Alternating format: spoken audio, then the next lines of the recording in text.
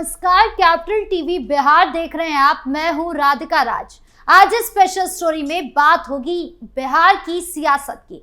बिहार विधानसभा चुनाव खत्म होते ही, नई सरकार बनते ही एनडीए सरकार एक्टिव हो गई है। खासकर 10वीं बार मुख्यमंत्री बने नीतीश कुमार शपथ लेते ही एक्टिव हो गए हैं। और इसी कड़ी में सीएम नीतीश ने जो सबसे पहला काम किया वो है कैबिनेट बैठक, जिसमें एक नहीं, दो नहीं, बल्कि 10 बड़े फैसलों पर मुहर लगाई गई है।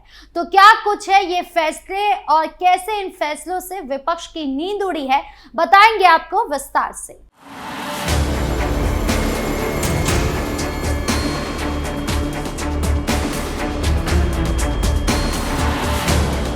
बिहार की राजनीति में नीतीश कुमार का नाम हमेशा से ही एक ऐसे मुख्यमंत्री के रूप में गूंजा है जिन्हें कमाल का मुख्यमंत्री कहा जाता है। वो नेता जो वादे कम करते हैं और काम ज्यादा, लेकिन इस बार उनका 10वां कार्यकाल कुछ और ही रंग दिखा रहा है। मानो उन्होंने चुनावी जीत को एक चुनौती के रूप में ले लिया हो। चुनावी तूफान अभी थमा भी नहीं था कि एनडीए की भारी बहुमत वाली जीत ने विपक्ष को पूरी तरह से हाशिए पर धकेल दिया। तेजस्वी यादव और उनकी टीम के सारे सपने, सारे चुनावी जुमले एक झटके में चूर चूर हो गए। और नीतीश कुमार, उन्होंने तो शपथ लेते ही साफ संदेश दे दिया कि अब सत्ता की कुर्सी पर बैठकर आराम करने का वक्त नहीं है, बल्कि बिहार को बदलने का समय आ गया है।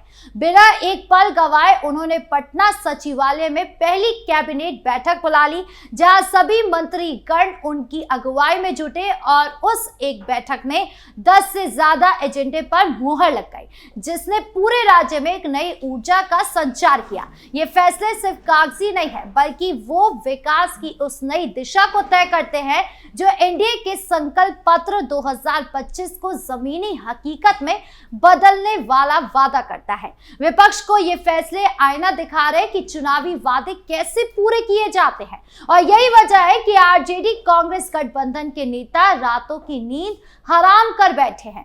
पहला बड़ा और सबसे क्रांतिकारी फैसला जो कैबिनेट ने लिया वो है बिहार आर्टिफिशियल इंटेलिजेंस मिशन की स्थापना। बिहार जैसे राज्य में जहां कभी लोग बुनियादी सुविधाओं के लिए तरसते थे, वहां अब एआई का एक ऐसा बाढ़ आने वाला है जो पूरे देश को चौंका देगा। ये नीतीश कुमार का सबसे दूरदर्शी कदम है जो राज्य को एआई के क्षेत्र में अग्रणी बनाने की पूरी योजना लेकर आया है। इस मिशन के तहत युवाओं को अंतर्राष्ट्रीय स्तर की ट्रेनिंग दी जाएगी, रिसर्च सेंटर स्थापित किए जाएंगे और स्टार्टअप को हर तरह का बढ़ावा मिलेगा। विशेषज्ञों का मानना है कि अगले 5 सालों में इससे न सिर्फ हजारों बल्कि लाखों नौकरियां पैदा होगी, खासकर IT, data science, machine learning और रोबोटिक्स के क्षेत्र में। जैसे ये खबर बाहर आई, विपक्ष के नेता तेजस्वी यादव ने तुरंत सोशल मीडिया पर ट्वीट किया, एआई मिशन अच्छा है, लेकिन पहले बेरोजगारी का एआई तो ठीक कर लो। लेकिन जनता इस बार हंस रही है, क्योंकि उन्हें पता है कि नीतीश कुमार के नेतृत्व में ये मिशन युवाओं की उम्मीदों को नई पंख देगा और एनडीए की छवि को और मजबूत बनाएगा। यह फैसला बिहार को एक टेक्नोलॉजी हब में बदलने की दिशा में पहला कदम है, जहां स्थानीय प्रतिभाएं अब विदेश नहीं भागेंगी, बल्कि यहीं रहकर विश्व स्तर का काम करेगी। दूसरा फैसला जो सीधे किसानों के दिल को छू गया और उनकी आंखों में उम्मीद की चमक ला दिया, वो है चीनी मिलों का पुनरुद्धार और नई मिलों की स्थापना। बिहार की सबसे पुरानी और ऐतिहासिक चनपटिया चीनी मिल जो 1932 में ब्रिटिश काल में स्थापित हुई थी और 1994 से बंद पड़ी हुई थी, अब फिर से जीवन पा रही है।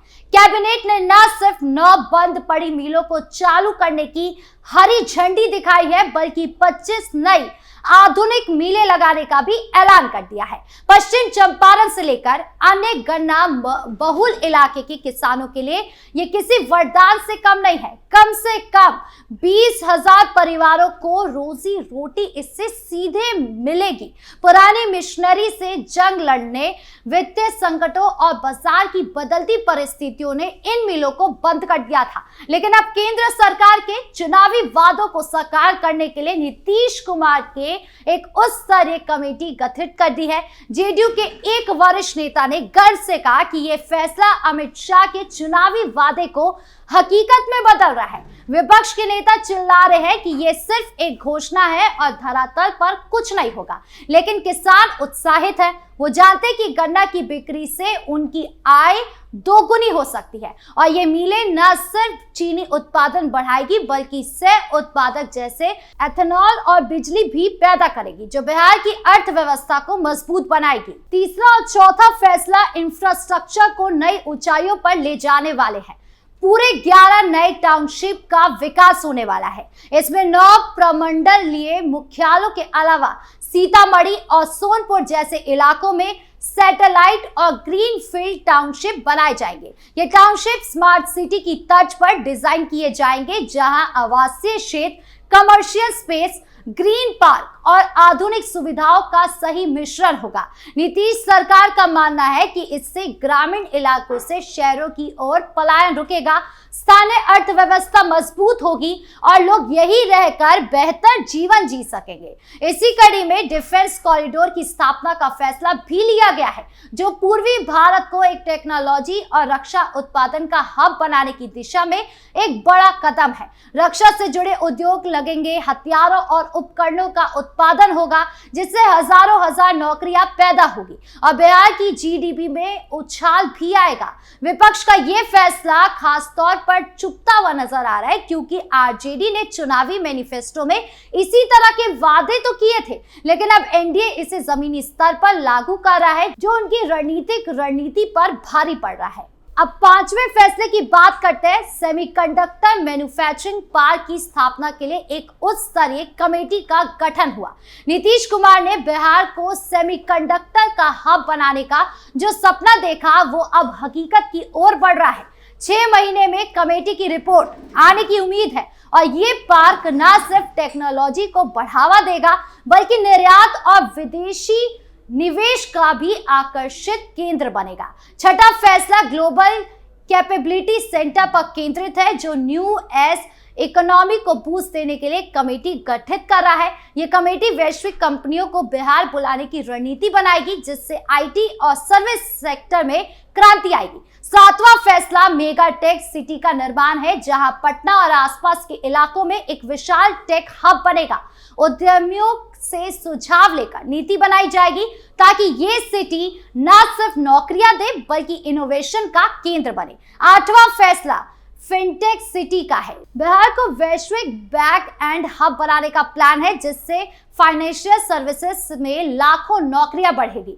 9वां फैसला स्टार्टअप और न्यू एज इकोनॉमी के लिए एक कमेटी का गठन, जिसकी अध्यक्षता मुख्य सचिव करेंगे और ये रोजगार विस्तार पर फोकस करेगी। 10वां फैसला ग्लोबल वर्क प्लेस कमेटी का है। बिहार को रिमोट वर्क का सेंटर बनाने का प्रयास है, जो महामारी के बाद की दुनिया में बेहद प्रासंगिक है। इन सभी फैसलों से 2025 से 2030 तक उद्योगों से 1 करोड़ से ज्यादा नौकरियां पैदा करने का लक्ष्य रखा गया है, जो बिहार की बेरोजगारी की समस्या को जड़ से खत्म करने की दिशा में एक बड़ा कदम है। सुनिए क्या कुछ कहा मुख्य सचिव ने प्रेस ब्रीफिंग के दौरान।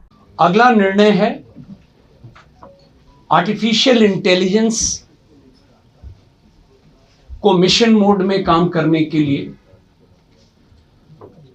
ये भी एक निर्णय हुआ है, समिति का गठन किया गया है और एआई के क्षेत्र में इसका लाभ विभिन्न विभागों में कैसे लिया जाए, चाहे वो हमारे सरकारी कर्मचारी हों, पदाधिकारी हों या बिहार के लोग हों, सबके लिए इसको कैसे फैसिलिटेट किया जाए। तो इस समिति की भी स्थापना आज कैबिनेट ने स्वीकृति दी है और इसमें भी जो बेस्ट ब्रेन्स हैं, जो कंपनीज हैं, प्राइवेट प्लेयर्स हैं, उनको भी कोऑप्ट किया जाएगा, ताकि बिहार आर्टिफिशियल इंटेलिजेंस मिशन की स्थापना हम लोग कर सकें। एक अन्य महत्वपूर्ण एजेंडा जो आज पारित किया गया है कैबिनेट के द्वारा वो नगर विकास से संबंधित है और पटना समेत जो हमारे कुल 9 प्रमंडलीय मुख्यालय शहर हैं प्रथम चरण में,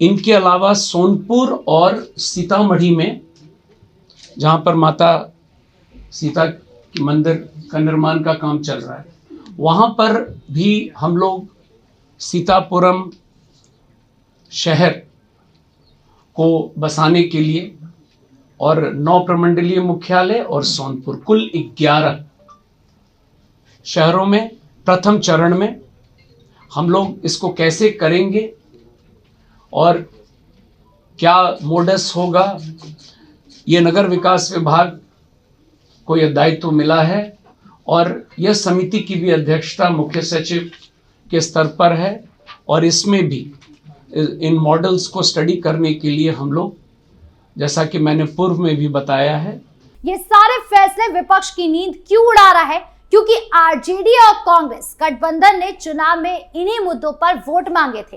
बेरोजगारी, किसान कल्याण, महिलाओं का सशक्तिकरण, इंफ्रास्ट्रक्चर। लेकिन अब एनडीए इन्हें तेजी से लागू कर रहा है, जो विपक्ष की सारी रणनीति पर पानी फेर रहा है। जनता का मूड साफ है। नीतीश कुमार के पहले 100 दिनों में अगर ये वादे पूरे होने शुरू हो गए तो 2025 के बाद 2030 तक बिहार एक चमकदार राज्य बन जाएगा। यूपी की सियासत से तुलना करें तो वहां योगी आदित्यनाथ बुलडोजर से अपराध पर वार कर रहे हैं, जबकि बिहार में नीतीश कुमार बुलेट ट्रेन की स्पीड से विकास चला रहे हैं। दोनों मिलकर हिंदी पट्टी को नई दिशा दे रहे हैं और ये बिहार के लिए एक स्वर्णिम युग की शुरुआत है। आपकी इस पूरे मामले को लेकर क्या राय है, कमेंट बॉक्स में जरूर बताएं। धन्यवाद।